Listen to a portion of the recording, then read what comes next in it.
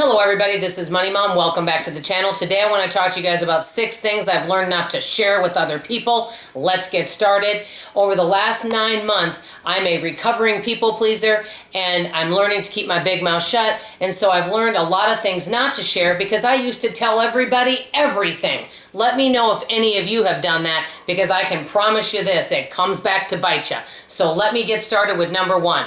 One of the big things not to share is number 1, if you're having trouble with your spouse or another friend in discussing it with other people, because it can come back to bite you. For example, that friend can say, wait, why are you talking to them again?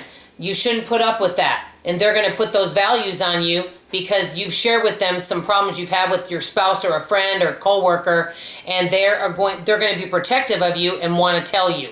So if we can keep those problems to ourselves and work it out, I think it's better. Also, the more we discuss our problems and complain, I always say when you complain, you remain. I know you guys have heard that. And when we're venting, we're replaying all that negative stuff over and over again. Okay, number 2, other people's business. For example, you may have an adult son that wants to keep his personal business to himself, and you may have relatives or friends that want to know, hey, is he still dating so-and-so, or hey, whatever happened with this situation? And maybe he's told you, you know what, Mom, I'm an adult, I'm out on my own, I want to keep my personal business my personal business. So other people's personal business. Number 3, health. For example, you've heard of folks that say they want to go on a weight loss plan, and that's wonderful, but the thing is if they do that, their friend sees them eat a dessert, they may say something like, wait, what are you doing eating that candy bar? Something like that. Or you may tell a friend, hey, I've been diagnosed with something. And that friend may say, oh, well, I know all about that because my aunt's cousin has it and she told me blah, blah, blah. And you get all these people that weigh in on medical advice. I'm not saying, by the way, that it's not okay to find 1 or 2 people to maybe share something with. That can be really beneficial, but it's good to be cautious of how many people you share with and who you're sharing with. Okay, number 4, your dreams, aspirations, and goals. I know many people want to help you and be encouraging. That's fabulous. But sometimes when we share things, especially if you dream big, people may tell you you're not realistic, and they're going to weigh in and tell you what they think about it. And that can take away some of the joy.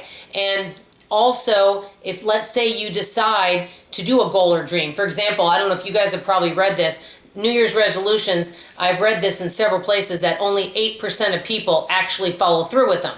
So let's say you decide to do something and it's one of those things that you just don't follow through with, and your friends and family know, you feel accountable to them, and then they make comments, well, wait, why didn't you follow through with this? So keeping some of these things to yourself can be really good. Number 5, and I think we can all agree on this, and I'm only going to just touch on it very briefly, controversial subjects such as religion and politics. It can be interesting, but some people feel very passionate about their views, and they don't really want to listen to other people's views. Some people are open to learning and are open to other people's opinions on things. So everyone has different opinions. We're all coming from different places. So we want to be conscientious of what topics we talk with people, especially if you have really opposite viewpoints, because we've seen where people can get angry with one another on that.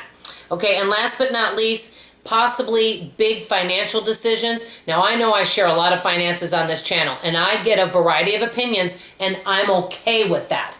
But sometimes you may want to share something with someone, and maybe they are going to disagree with you. For example, years ago, our family bought a new car, and we did have payments. Well, I had one of my friends that just totally disagreed with that.